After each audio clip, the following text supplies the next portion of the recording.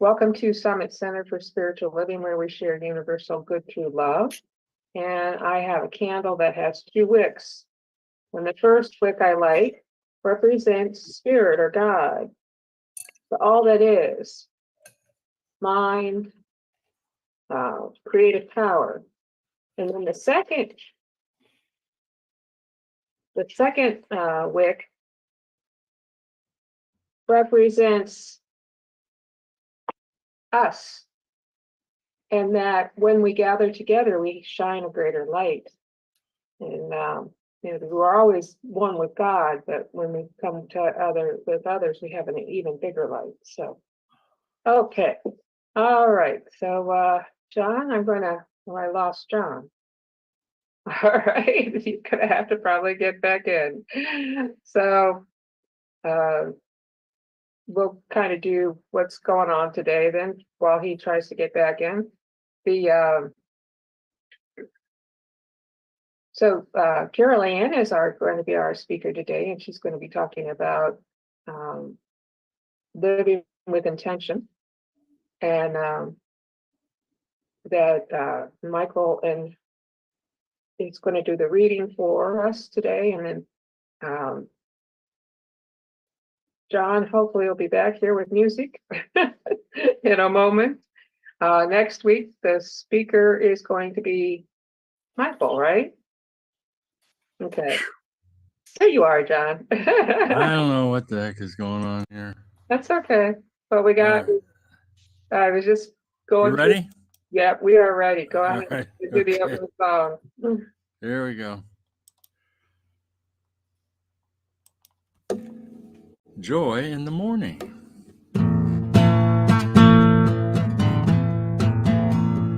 Joy in the morning. Joy in the afternoon. Joy in the evening. Joy again soon. When we are happy, joy is how. Joy is wonderful. Joy is now.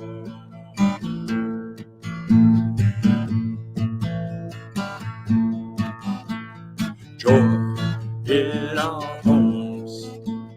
Joy in our work. Joy in relationships. Joy at our birth. When we are happy, joy is how. Joy is wonderful. Joy is now.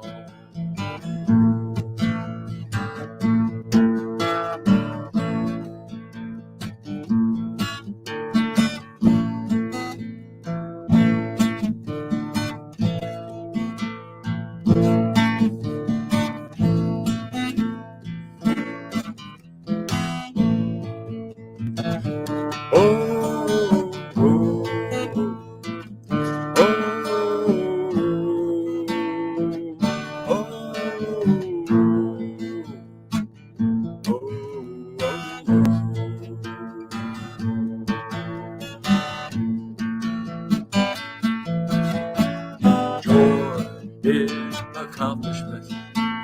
Joy in getting done. Joy in doing well. Joy in having fun. When we are happy, joy is how. Joy is wonderful. Joy is now. Joy is now.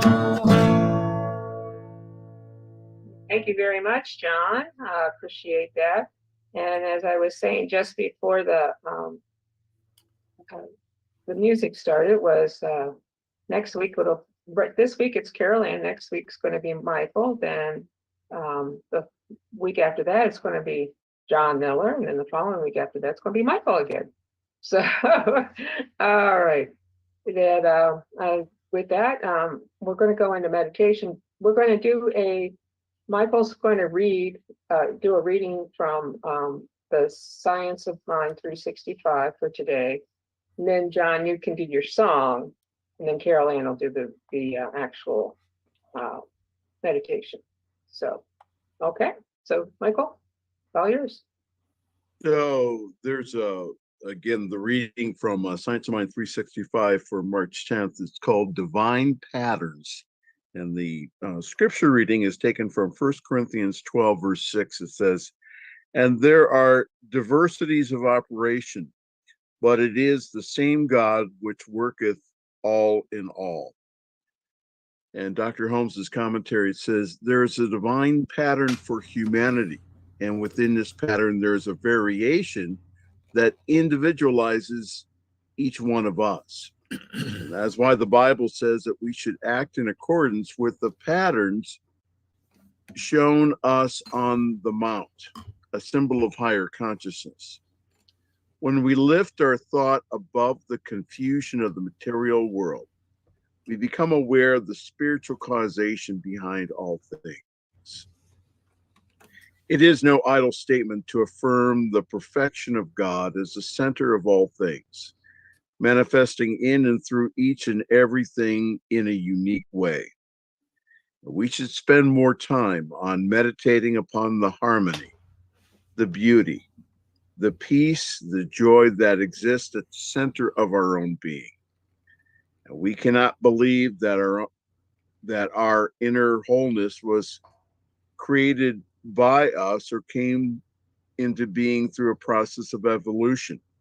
It's quite the reverse. All evolution is a result of the action of an impersonal or an imprisoned splendor that exists at the center of all things. So today I seek the divine pattern at the center of my own being. Affirming its reality, I permit its essence to flow through me. Claiming it as my very own, I embrace it. Believing in its beauty, I sense its harmony. Accepting its peace, I am calm. Living in its love, I am unified with life. Believing in its power with childlike faith, I accept the authority of its action in my everyday affairs. And looking at the God in humankind, I see in everyone, the pattern of God's perfection. I see God's image and likeness.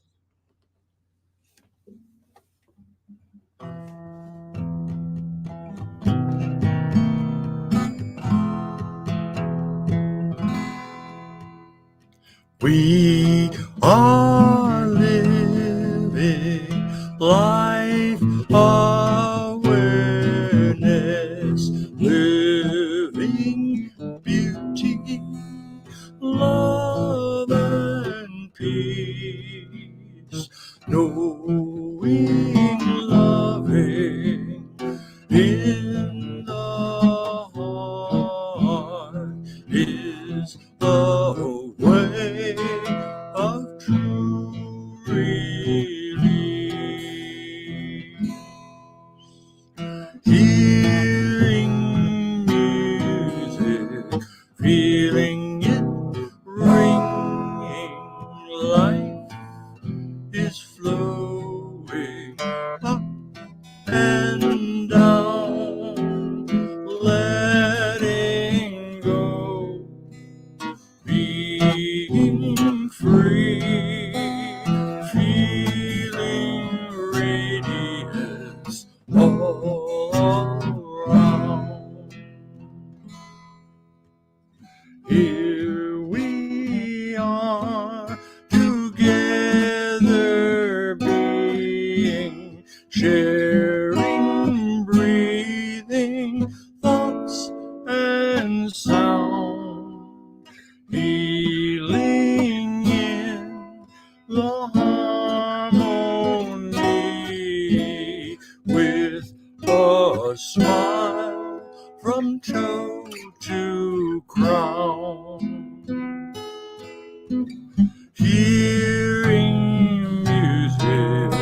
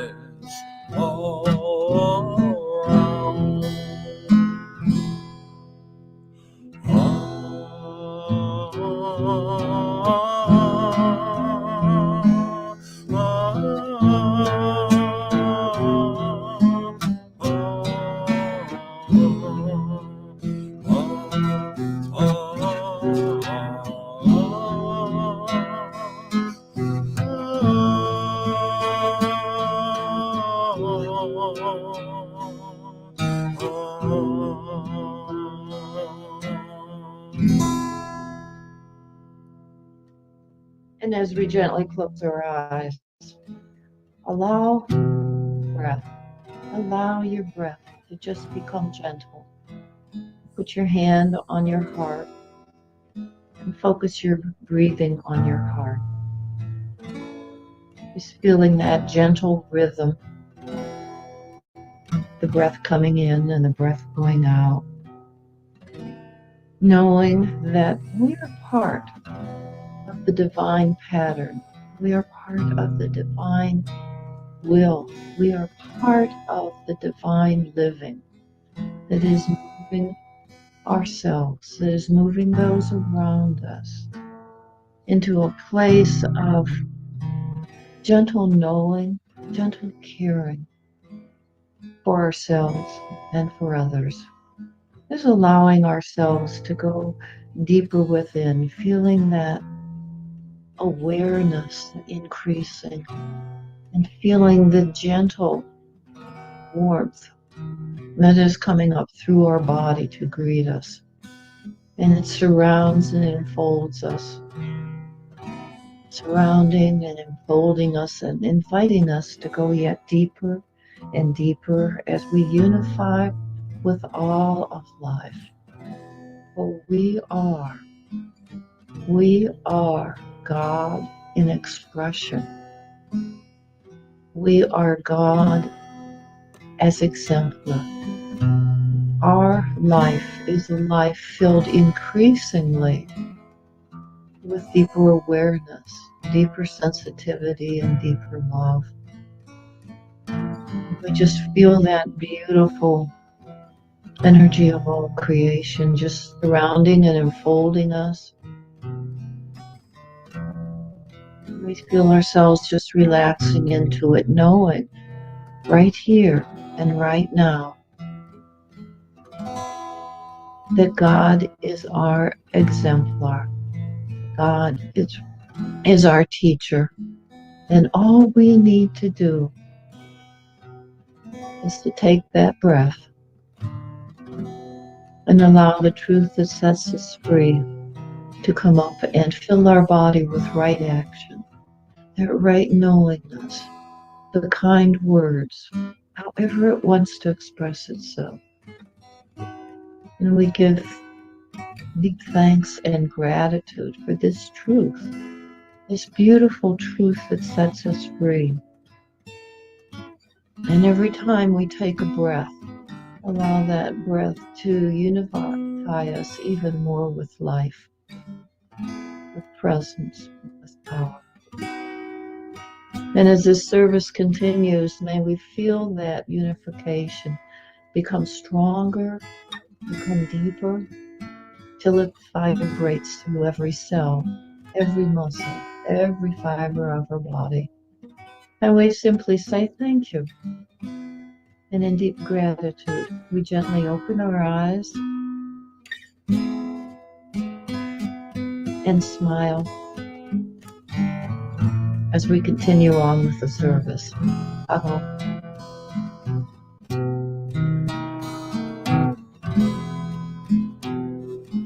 We are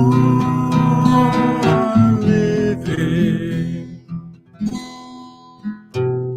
life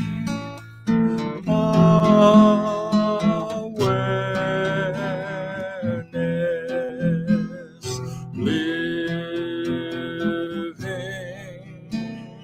beauty, love and peace,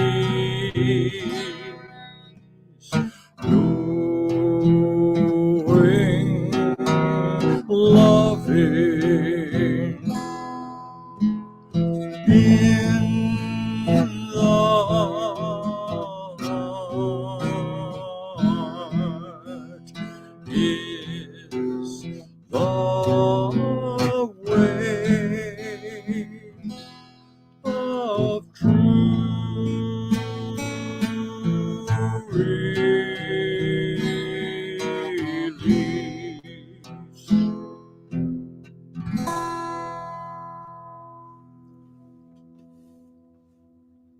And thank you, Carolyn and Jonathan and Michael, as you take a moment to open your eyes, look into the camera, see the magnificence that is you and each other.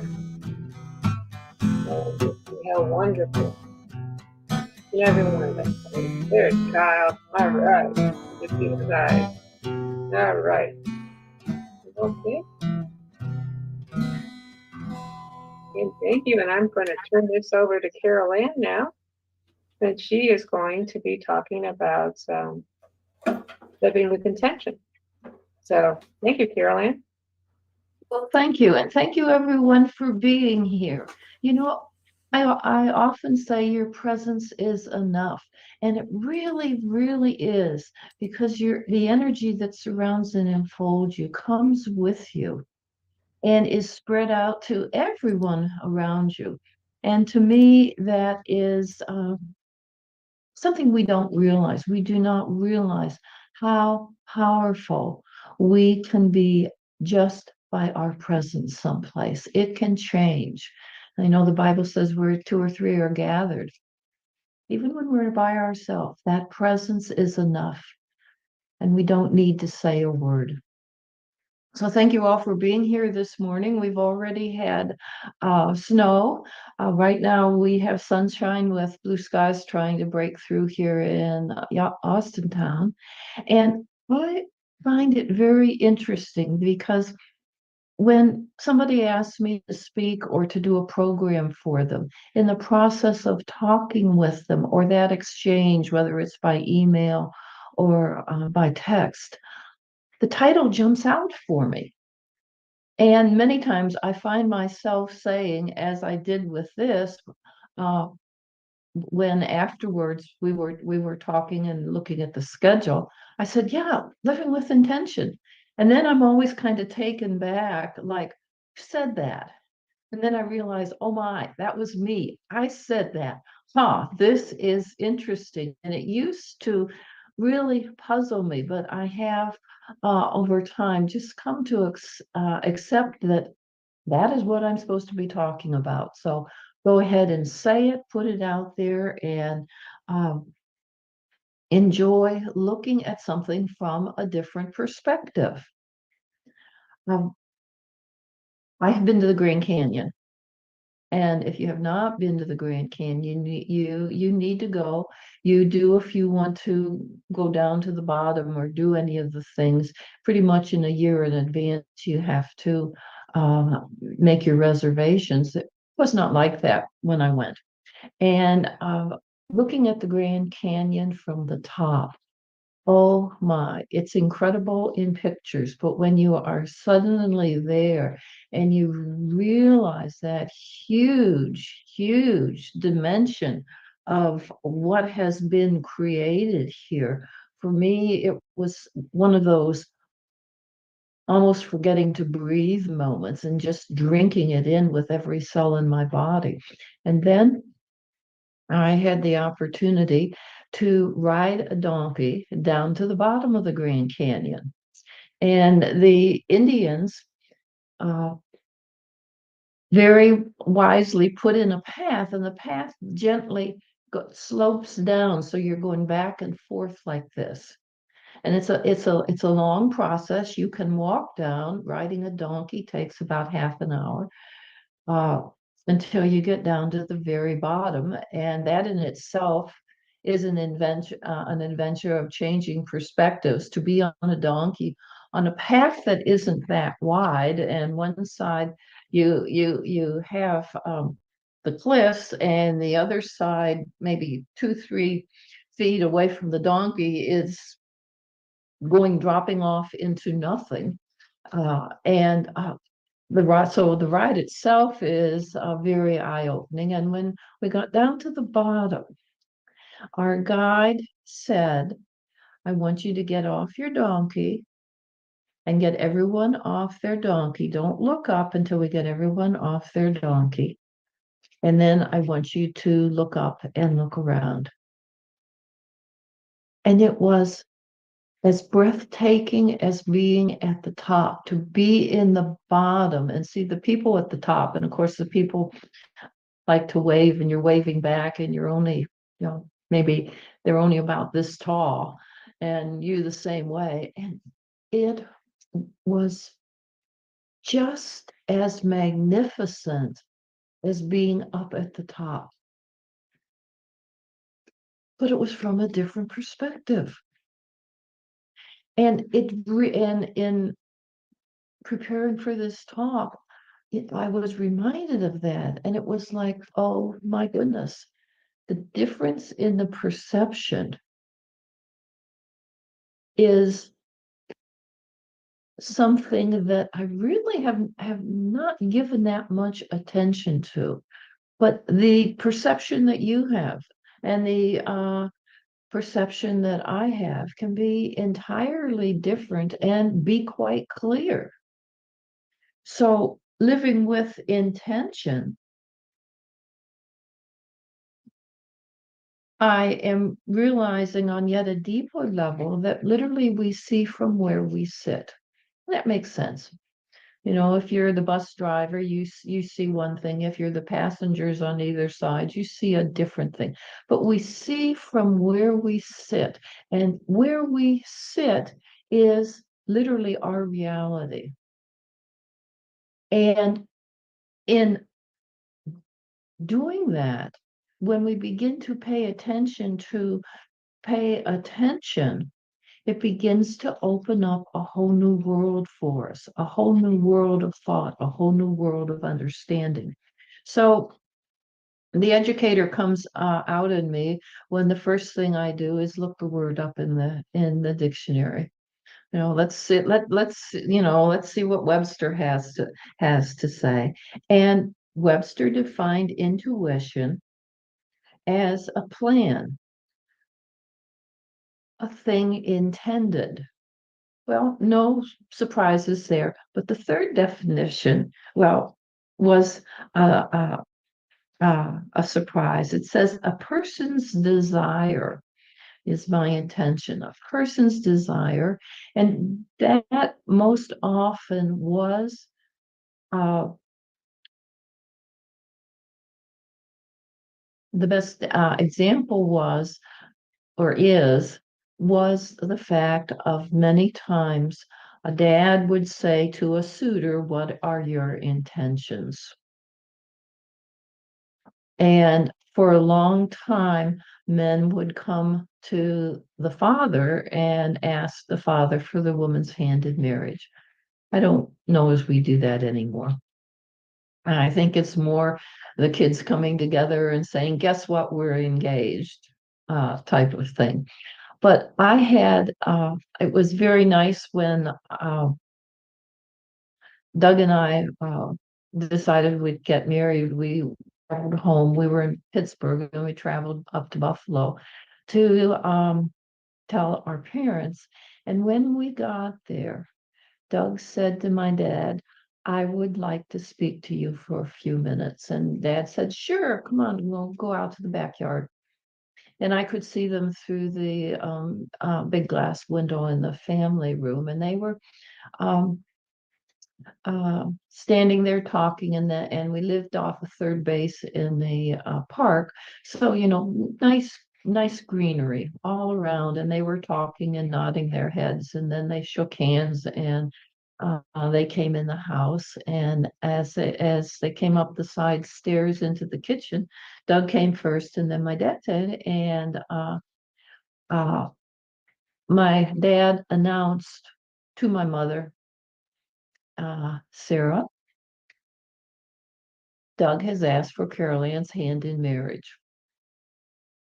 And she turned around and, of course, was very excited, hugged him, hugged me. So that definition surprised me. But then there was another definition, which I completely had forgotten about, that really took me away. Is intention is actually a healing term, a medical term is and it is a process of healing of a wound. And there's a first intention, second intention, and third intention. And I'm thinking, did I learn this? Did I forget this? And I'm reading this like I read it for the first time, and it makes complete sense. A first intention is a small cut where you clean it and you close it, and you might put stitches or staples, or now they're using glue. That's a first intention. Second intention, you allow the wound to heal by keeping it open so it can drain. And then the third intention is really delaying the wound healing because of the concern for the drain, not only the draining, but the roughness of the gouge, the roughness and the extension of the healing. So they leave it open and actually encourage it. And I'm not quite sure how you do that, to be open so they can observe it and watch the granulation and the healing and the filling in very gradually. So just looking up the word, I already am getting incredible new information for today. But today, I want to say to you, what is your intention for being here? Do you have an intention? Did you have an intention when you got up this morning? My intention for being here is to explore how to move through the day with increasing ease and flow. So that's my intention. And it's interesting because I realized in high school, when I think I was about a junior, that if I really planned my day out, I knew it was planned, with the schedule in school. But if I really started to think about what else I wanted to accomplish that day, that it was like things went with more ease and flow for me. And I was less likely to forget something in the next day. I'm saying, oh, I forgot to do that, type of thing. So I want to ask you, do you think that it is possible to live in the moment without the fear of the past or the uncertainty of the future? Do you think that's possible? Just a simple yes or no. Do you think it's possible? Because now, and if you pay attention to your mind, our mind is going to say, yes, but, well, I don't know, but. And there are all these buts in there as your mind tries to figure out the quote right answer. And I'm learning on a regular basis, there are no right answers. There are different ways to look at things. But do you think let's give you this example. Do you think a cow can jump over the moon? Hey, diddle diddle, the cat and the fiddle, the cow jumped over the moon. Remember that nursery rhyme? Do you think it's possible for a cow to jump over the moon? Well, what if the cow was in a spaceship and the spaceship went around the moon? It would be possible. Probable, not. I don't think that would happen, but it would be possible. So when we say, yes, something is possible, what that does is that opens our mind to the possibilities. You might be in a contentious relationship with a neighbor or with somebody that you've tried to mend over the years, and it just kind of stays there. Is it possible for that to mend itself? So what I am saying, if it is possible, if something is possible, even if it's 1,000,000 to 1 odds, then how do we do it? How do we do it if it is possible, that 1,000,000 to 1 odds? So that brings us to, okay, we have what I call a discovery question. Is it possible? And discovery questions in order to find out, we have to live through the experience. Is it possible for me to go out and work in my front yard and be happy, knowing that any minute my neighbor is going to come out and yell at me because the sticks from my tree have fallen in his lawn? You kind of roll your eyes with that. But that is always my question when I go outside to work in the front yard. Is it possible for me to be happy? Is it possible for me to be accepting of that is where he is? And what's interesting is, even though we don't ask that question, is it possible?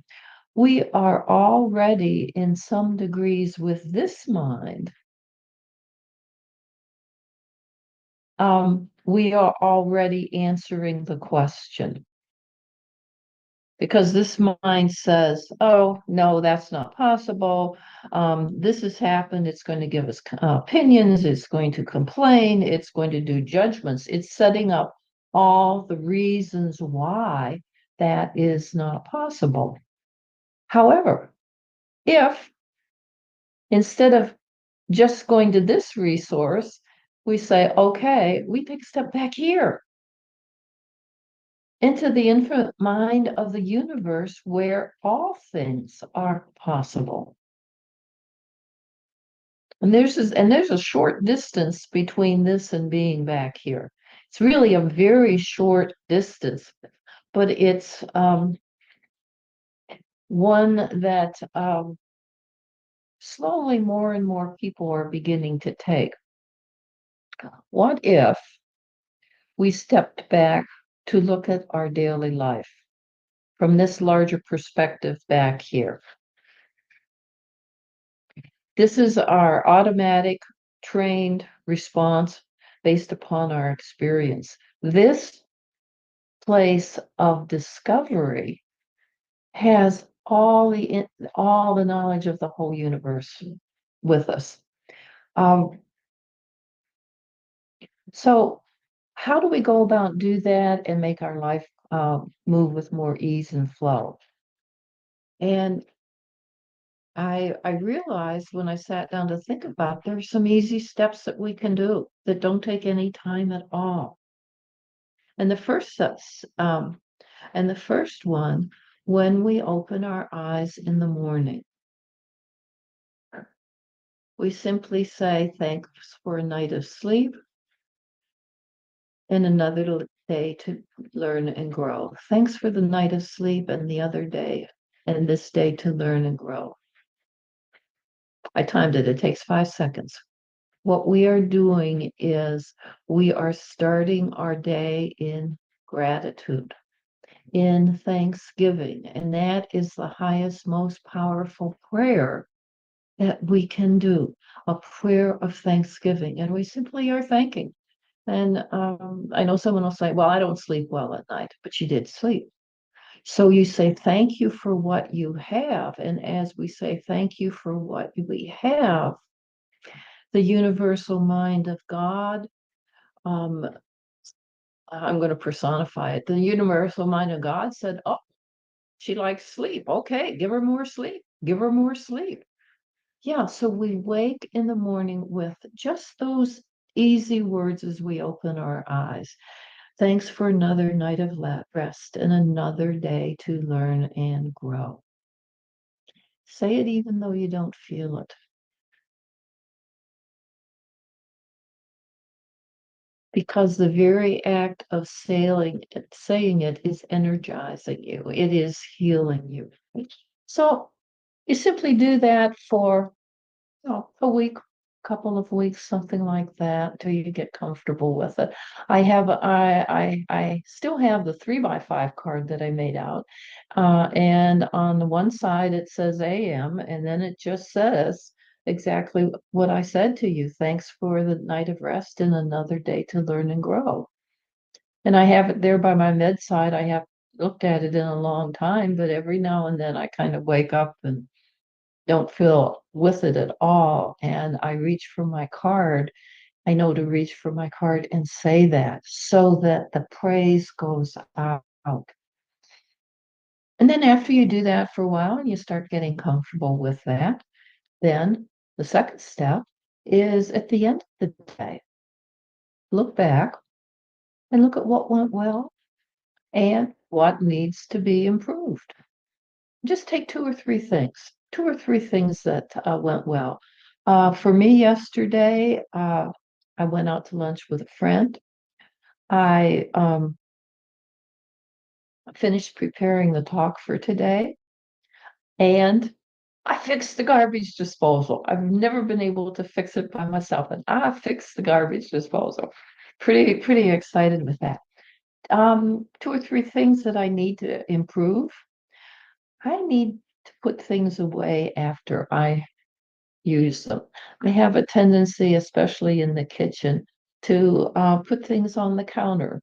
Now, it makes no sense. I could put them on the counter, or I could just open the drawer and put them away. I don't. I've gotten into this habit of putting them on the counter. And then at the end of the day, I have all these things to put away. Another thing I realized yesterday was that I make a to-do list that is impossible for three people to do in one day. And I'm writing all these things I want to do today. To look at the list and be reasonable of what I can do today and what I need to do at different times during the week to get things done. And the third thing that I became very aware of is I need to limit playing time for Mahjong. I love the game. I can easily sit for an hour and just get mesmerized of it. And I would want to limit it to 10 minutes as a reward when I get a big project done and limit myself to those 10 minutes. So it really is a reward. Okay, so after we have given thanks in the morning, and at the end of the day, uh, before I go to bed, I simply say, I sleep in peace, awake in joy, and live in the expectation of good. And I know Michael would add, and more good. I sleep in peace, awake in joy, and live in the expectation of good and more good. So I'm closing out the day in praise and gratitude.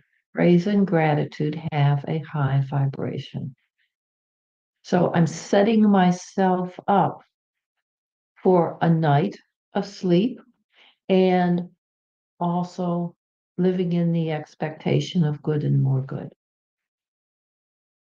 So, and that again is said very quickly. It's only a matter of seconds that it says that. And I put that on the back of the 3x5 card.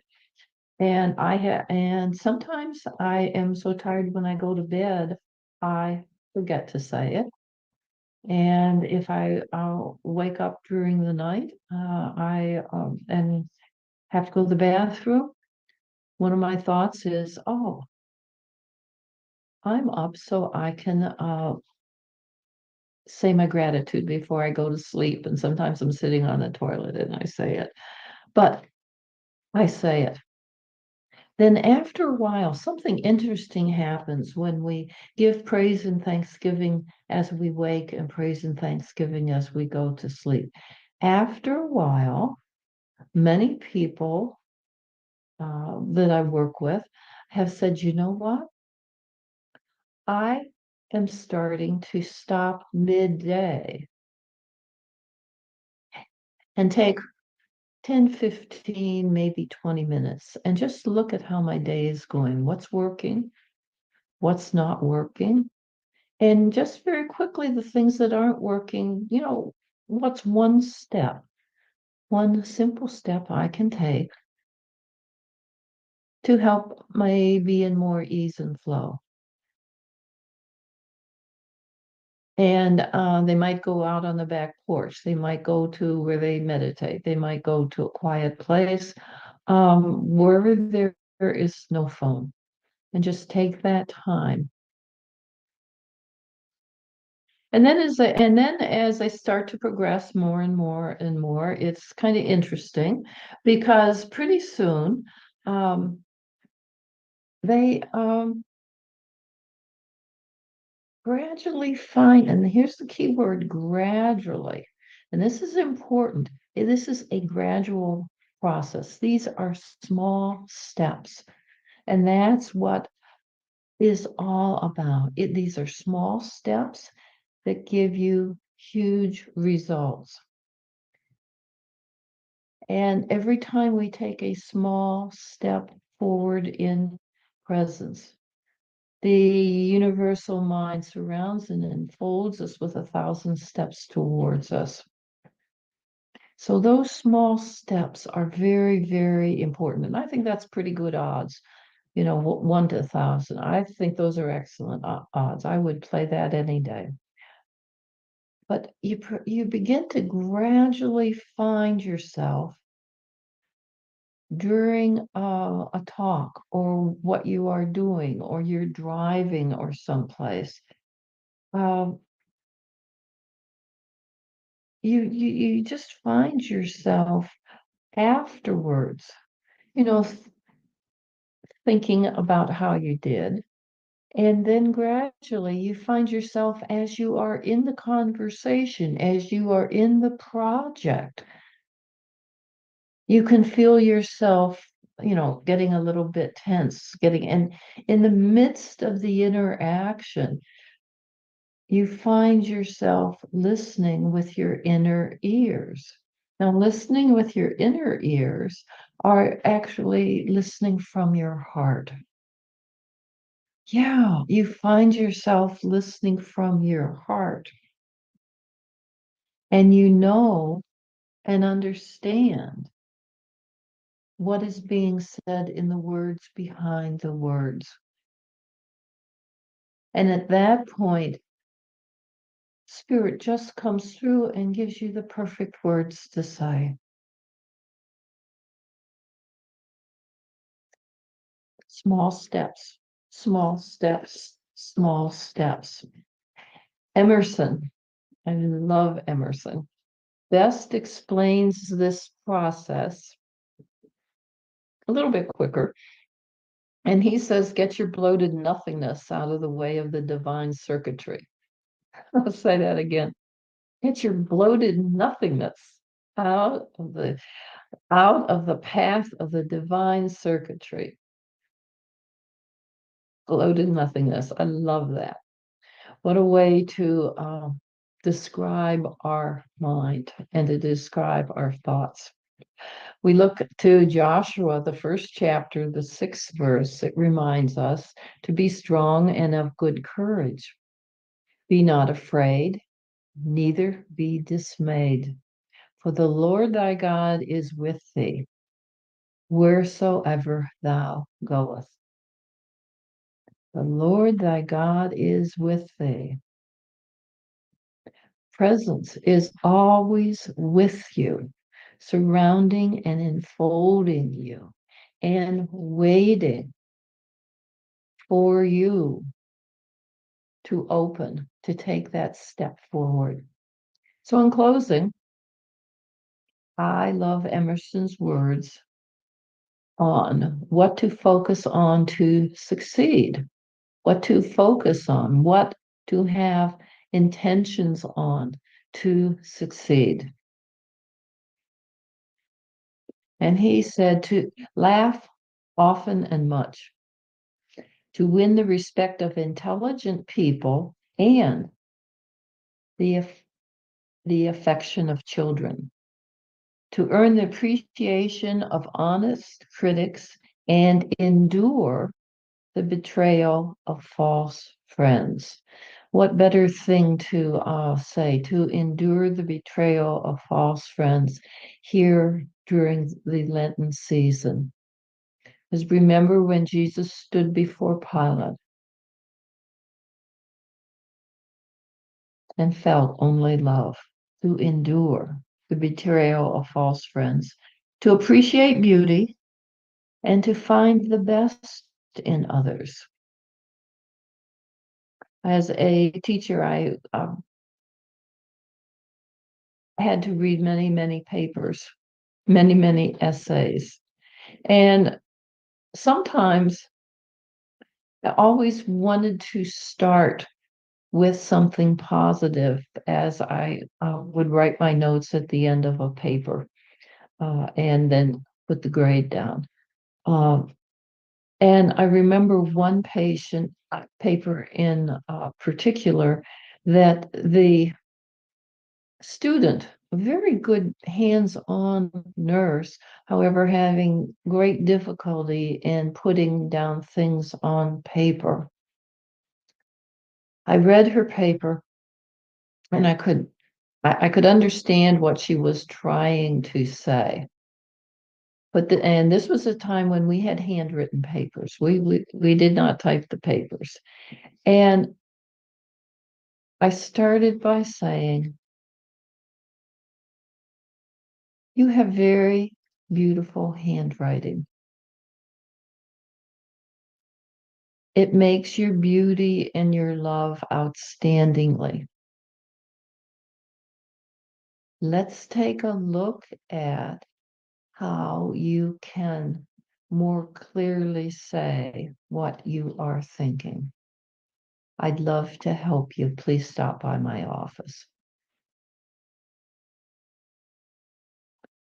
Was finding something that she could succeed with. So in closing, I would like to say, discover what your intention is each day and live it to the fullest, because remember, we are on a learning planet and we learn best by making our mistakes. So thank you so much for spending your time with me. Be blessed. Thank you, Caroline. That was wonderful. And I love how like you were talking about Emerson, but what you did for the student, um, taking and making sure that you said something positive to her before you brought up any other negative. And and the thing is that you just automatically do that. It's you all the time. You don't even think about it. You just do it. But you do, even the negative is always done in a loving, caring way. Uh, I love it when you send in your ties, because you always send a little note of some sort and with it. And I really enjoy looking at these notes and I really take them in. If I had been the speaker that week, you'll say something kind or about it, or just something in general that just really hits me very well. So thank you so much for your intention of always being aware of spirit and being that light that you are. I'm so thankful of that. So I'm going to turn this over to anybody else who may have a comment. Well, the talk was wonderful. Diana's comments are wonderful. Everything's wonderful. I was thinking of well, I forgot what I was going to say, so I'll come back to it. Michael, go ahead. I was going to ask, first of all, what, right on. That was great. Could you repeat your evening affirmation again? I sleep in peace. I awake in joy and live in the expectation of good. And as Michael would say, and more good. I sleep in peace, awake in joy, and live in the expectation of good. I sleep I'll in tell you, peace. I awake in sleep joy. and live in the expectation of good.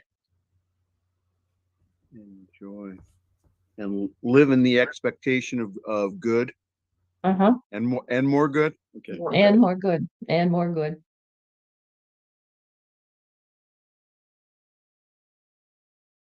You know, it's amazing. Those two sentences have given me so much insight, so much peace. And they are powerful. They are literally powerful. And they just naturally start that practice of wanting to look at how I did and wanting to help me. And you know, there are some days that my garden gets a lot of attention because I need to go out and you know, and it's just where it is. And I know I can go out and be in the garden for 10-15 minutes and get entirely turned back around because this is where I want to spend my time. It was, again, excellent talk. I really appreciate the kind of the hands-on.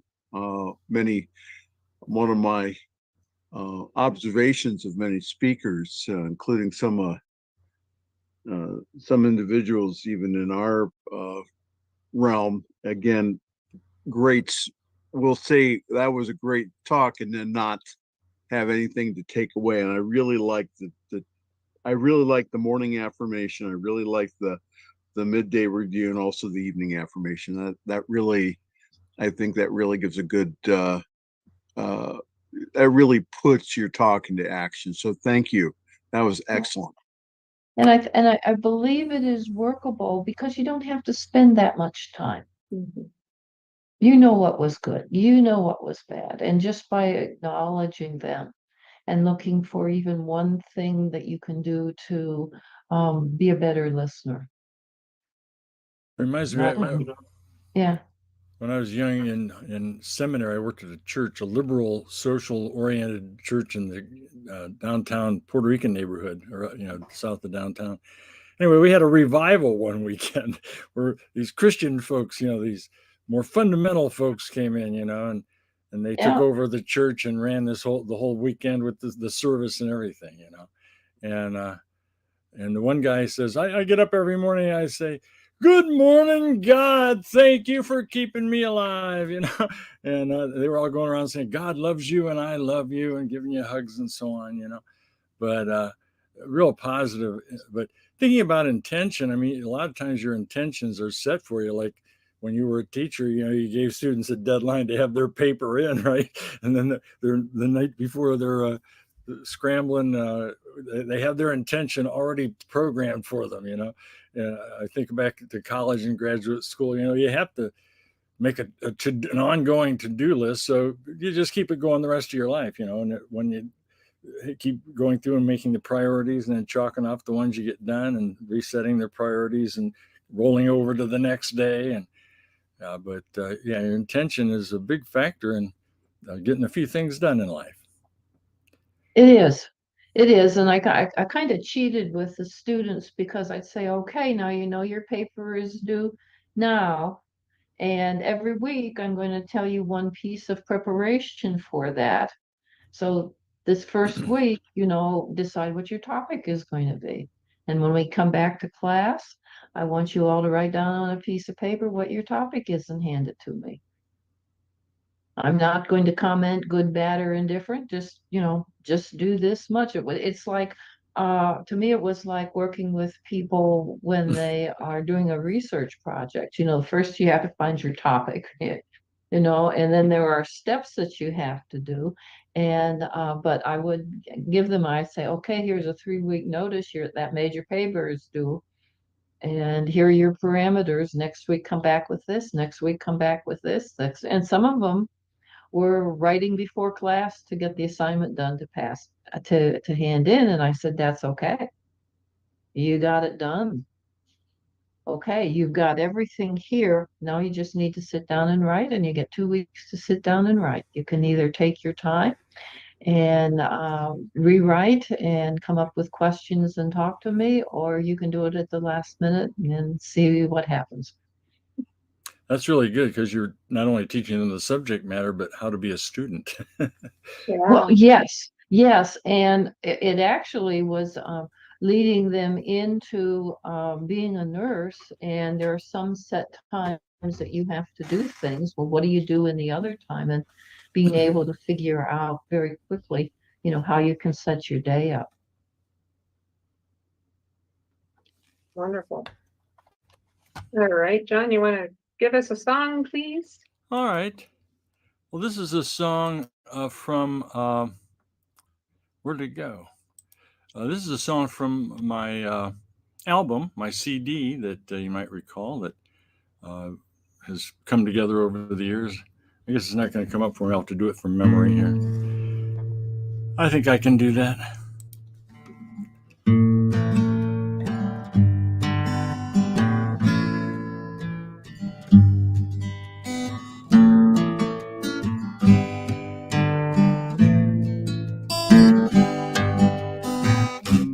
Now and then,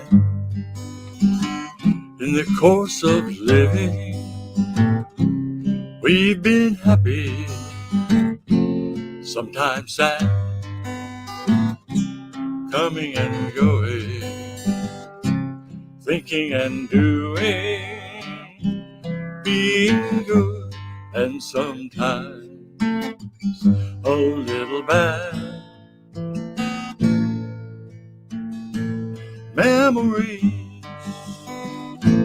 Memories, some do come to stay. Memories live in us today.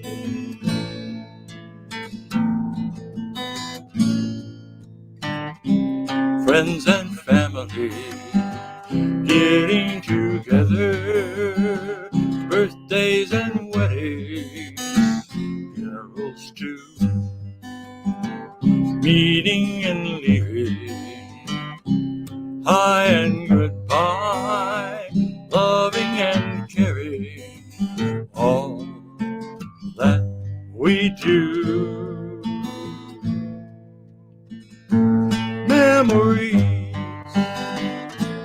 Memories, some do come to stay.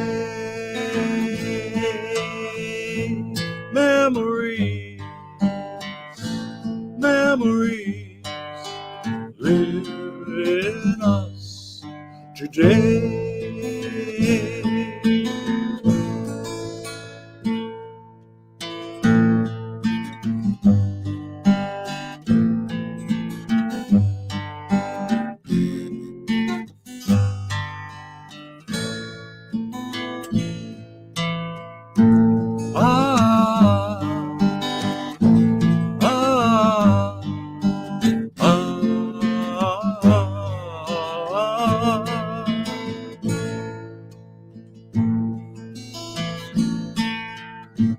Reasons aplenty for going our ways on paths of learning.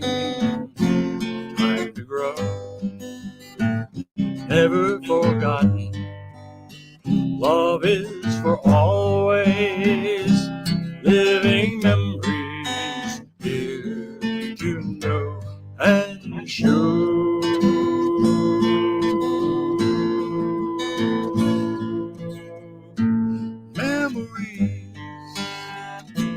Memories, some do come to stay.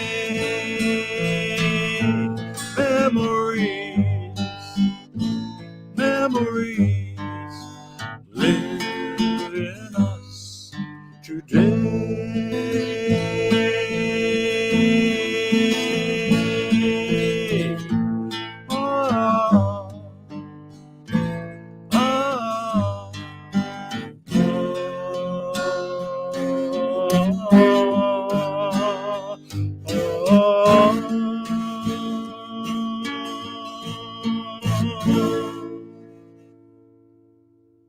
Thank you, John. That was beautiful. It is our time in our service where we give everybody the opportunity to give.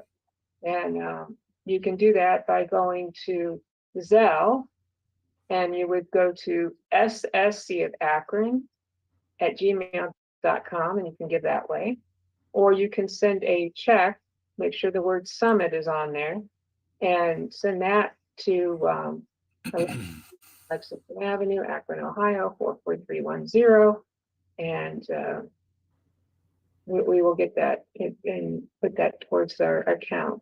I had good news over last week when we paid off our house. I also made some adjustments in my accounts because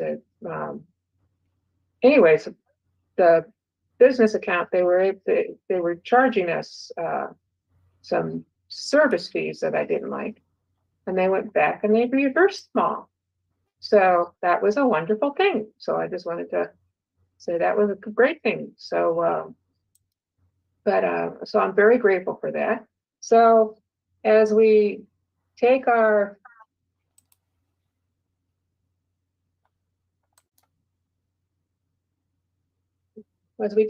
gift, we place it in our hands, right top over left, and just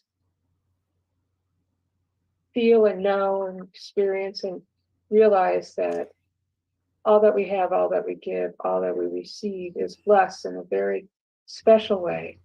And it is returned to the person 10 times or more, the giver, but it also goes to the work of Summit Center for Spiritual Living and the truth that sets us free. Amen. Okay, how about some more good, John?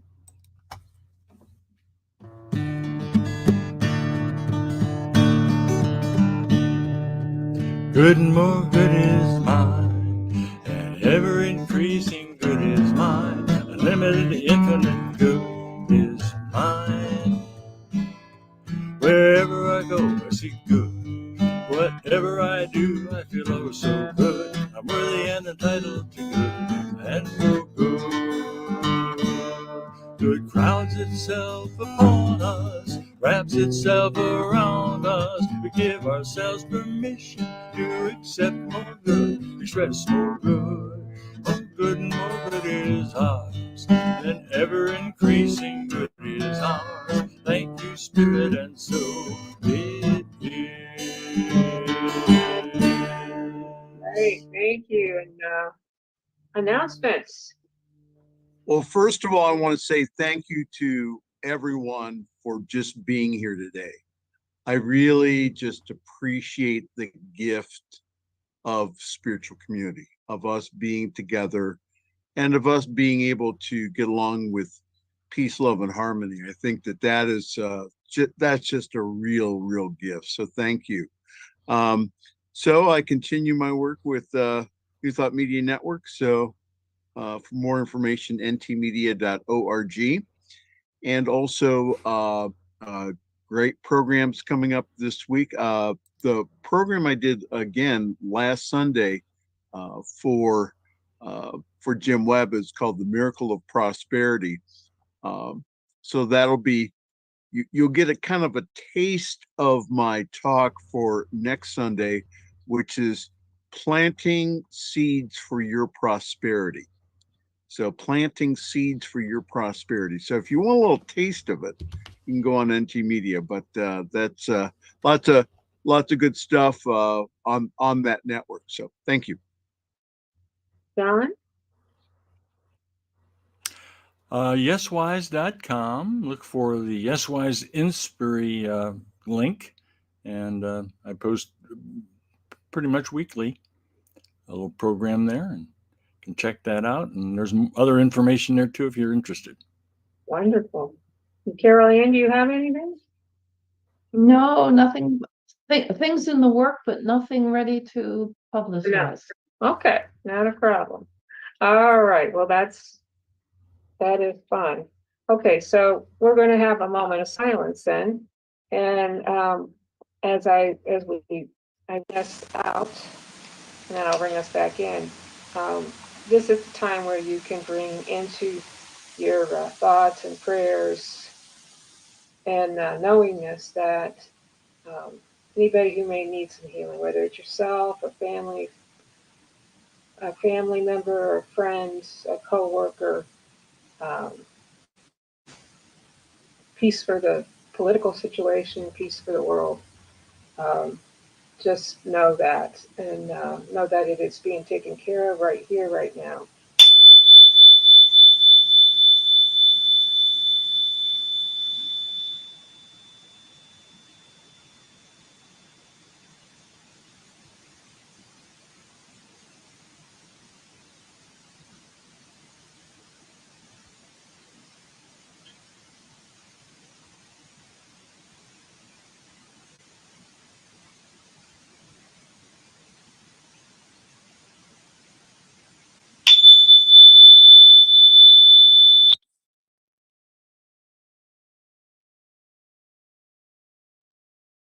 The light of God surrounds us. The love of God enfolds us. The power of God protects us. The presence of God watches over us. Wherever we are, God is, and all is well. All right, John. I don't know if you can hear me. My computer is acting up and freezing up. We can hear you. Okay. Well, I can't bring, for some reason, I can't bring up the final song, so I'll just sing it, I guess. All right.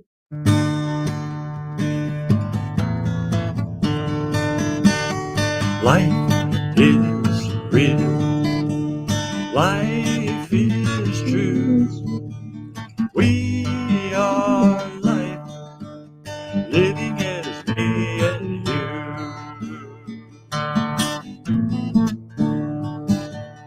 Joy is real. Joy is true. We are joy, living as me and you.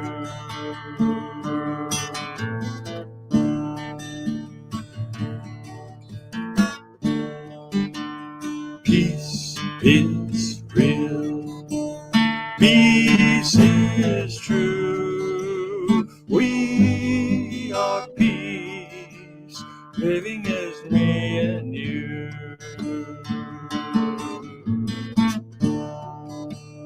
Love is real. Love is true. We are love, living as me and you. Living as me and you. Okay, thank you so much.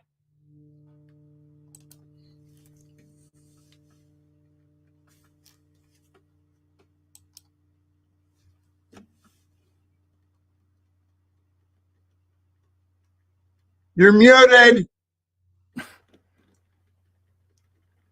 Okay.